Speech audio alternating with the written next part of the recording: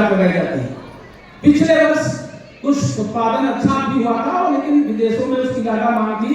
कुछ आपसी तालमेल के कारण वो प्रजाति विदेशों में नहीं गई। लेकिन ऐसी प्रजातियां हैं, उन प्रजातियों में आपके स्वास्थ्य के प्रति जो है तो पोषक तत्व हैं वो ज्यादा मिलते हैं, उनकी खेती आप करिए, तभी जाकर के आपका उत्पादन भी बढ़ेगा, साथ में आपकी आय भी बढ़ेगी। और सरकार की जो मंशा है कि आय आपकी दुगुनी की जाए, आय दुगुनी तभी होगी जब आप समन्वित प्रबंधन करेंगे, समन्वित खेती करेंगे, तभी जाकर के आपकी आय बढ़ सकती है। नहीं तो आप धान गेहूं पर निर्भर होते रहेंगे तो बस वही होगा कि आपके मन में एक लास्ट में यही प्रश्न आता है कि चलो इस खेती को बेच दिया जाए।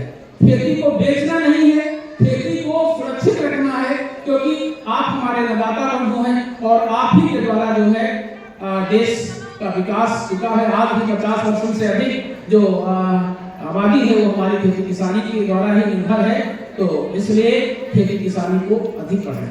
दूसरी तरफ सब्जियों की बात अगर हम करते हैं, सब्जियों में कीट और बीमारी का बहुत प्रकोप होता है। इस समय हमारे किसान भाई खीरे की कुछ खेती किए होंगे, कुछ करवई कद्दू लौकी की खेती किए होंगे, कुछ खरबूजा की खेती किए होंगे।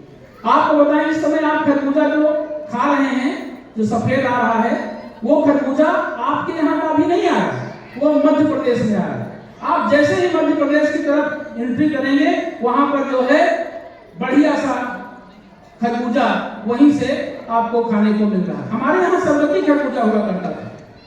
लगभग 15 साल पहले पूरा जो राजधानी थी खरबूजे के खेती के लिए मानी जाती थी, लेकिन बीमारियों ने इतना तेजी से उसको घेर लिया कि आज जो है वो प्रजाति जो हुआ करती थी, जो सुगंध हुआ करती थी खरबूजे की, वो खत्म हो गई।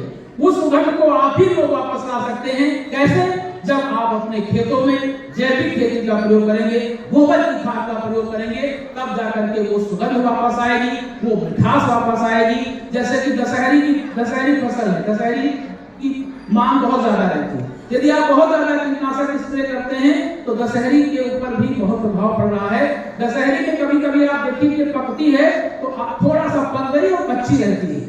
ये कीटनाशकों का ही प्रकोप है। अधिक जहरीले कीटनाशक आप लोगों ने प्रयोग किए हैं, जिसकी वजह से समस्या आ रही है। बहुत सारे किसान भाई इधर उधर नहीं जा रहे हैं, अभी न जाएं, क्योंकि अभी कार्यक्रम खत्म नहीं हुआ है, अभी तो कार्यक्रम शुरू हुआ है।